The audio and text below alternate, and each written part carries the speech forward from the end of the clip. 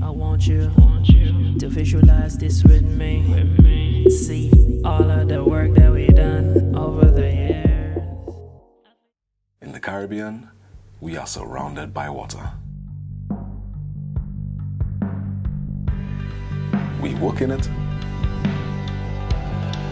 we play in it, and we use it to unwind. Pipe-borne water, how we use it, and how much of it we have access to is different. In St. Lucia, it's managed by the Water and Sewage Company. We are an island that depends entirely on surface water. So unlike Barbados or Antigua that have wells and aquifers, our water is entirely from rivers. WASCO is responsible for collecting that water, treating that water, and then pumping it to our homes. Though most people can usually count on having fresh, clean water in their taps, water shortages are far from uncommon. During the intense heat of the dry season, there simply isn't enough water to go around. Heavy rains in the hurricane season carry debris and pollutants that make filtration and distribution more difficult. In recent years, WASCO has invested millions of dollars and worked with international professionals to modernize its water treatment and distribution systems in Viewfort to ensure that communities in the district have consistent access to safe water. However, not too far away in the southwestern district of Choiseul, some communities are still struggling with water scarcity. There's so many communities in St. Lucia, if you ask them when last did they get water flowing through their taps, during the dry season, they will tell you a week ago, 10 days ago, 11 days ago, 2 weeks ago. But prolonged shortages aren't limited to the dry season. For as long as I can remember, we only had pipe-borne water on Tuesdays and Fridays. So on those days, we would have to try and rush to fill the jerry cans and the buckets before they took the water. If you ran out of water, that was just it. You'll have to wait until they send water again. No other choice. For Tavia's family, the choice became to invest in storage tanks. But this isn't feasible for everyone. The scarcity of water frustrates most people, but it has also inspired a few to take action. Back in 2020, we assisted the residents of the Lamaz Monzi area in getting access to rainwater harvesting systems, which included not only filters but also water tanks and other fixtures. They're faced with this issue where they only get pipe-borne water only once a week, which is on a Sunday. A project with the aim of helping alleviate the century-long water shortage issues which plagued the area.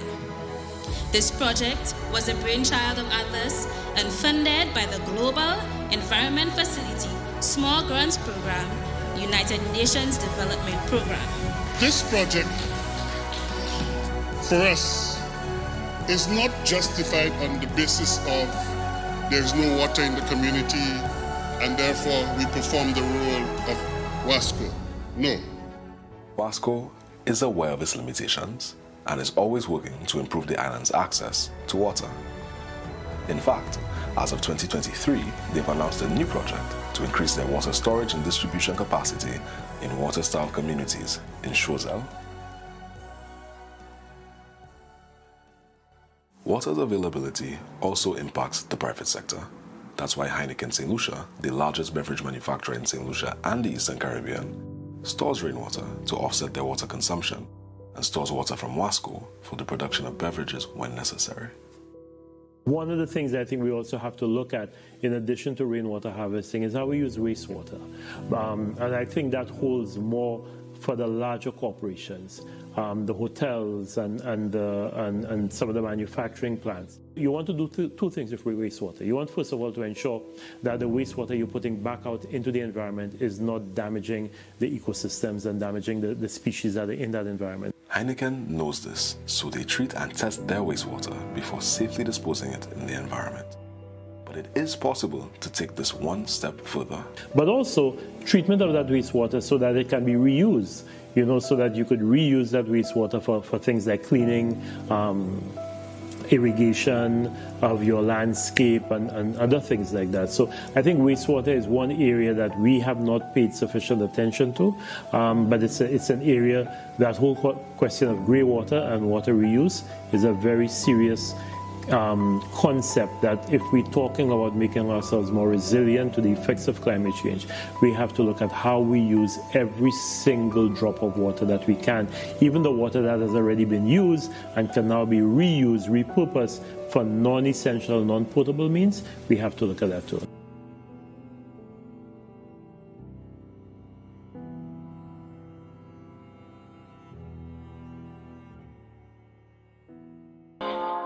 Partner with you, come partner with me.